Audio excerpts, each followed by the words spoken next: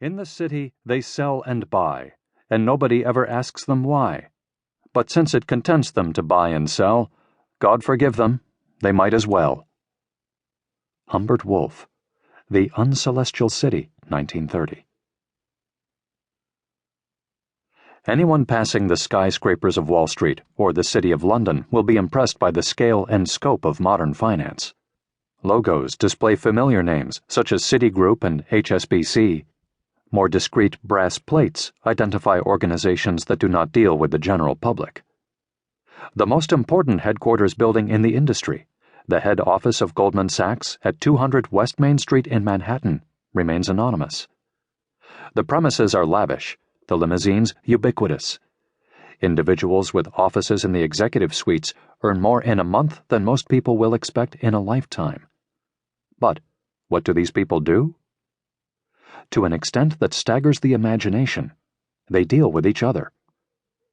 In most Western economies today, the assets and liabilities of banks exceed the assets and liabilities of the government and the aggregate annual income of everyone in the country. But these assets and liabilities are mainly obligations from and to other financial institutions. Lending to firms and individuals engaged in the production of goods and services, which most people would imagine was the principal business of a bank, amounts to less than 10% of that total. See Chapter 6. In Britain, with a particularly active financial sector, that figure is less than 3%.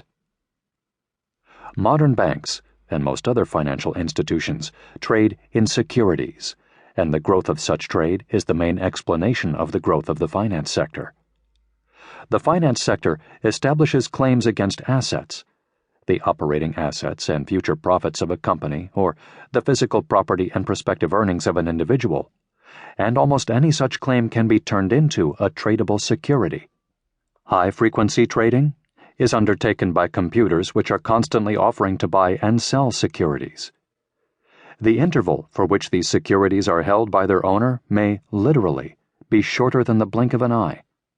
Spread Networks, a telecom provider, has recently built a link through the Appalachian Mountains to reduce the time taken to transmit data between New York and Chicago by less than 1 millisecond. World trade has expanded, but trading in foreign exchange has grown much faster. The value of daily foreign exchange transactions is almost 100 times the value of daily international trade in goods and services.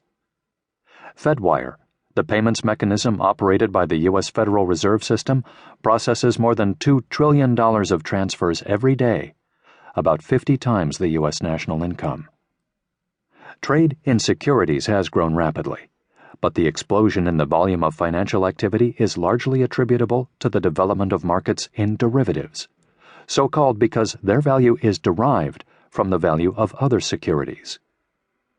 If securities are claims on assets, derivative securities are claims on other securities, and their value depends on the price and ultimately on the value of these underlying securities. Once you have created derivative securities, you can create further layers of derivative securities, whose values are dependent on the values of other derivative securities, and so on. The value of the assets underlying current derivative contracts outstanding is 3 times the value of all the physical assets in the world. What is all this for? What is the purpose of this activity, and why is it so profitable?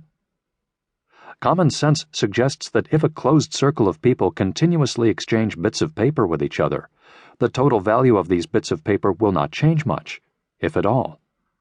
If some members of that closed circle make extraordinary profits, these profits can only be made at the expense of other members of the same circle.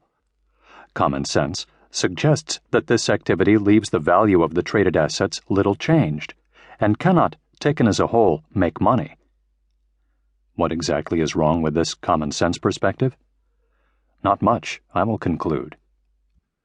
But to justify that conclusion, it will be necessary to examine the activities of the finance sector and the ways in which it does, or might, make our lives better and our businesses more efficient.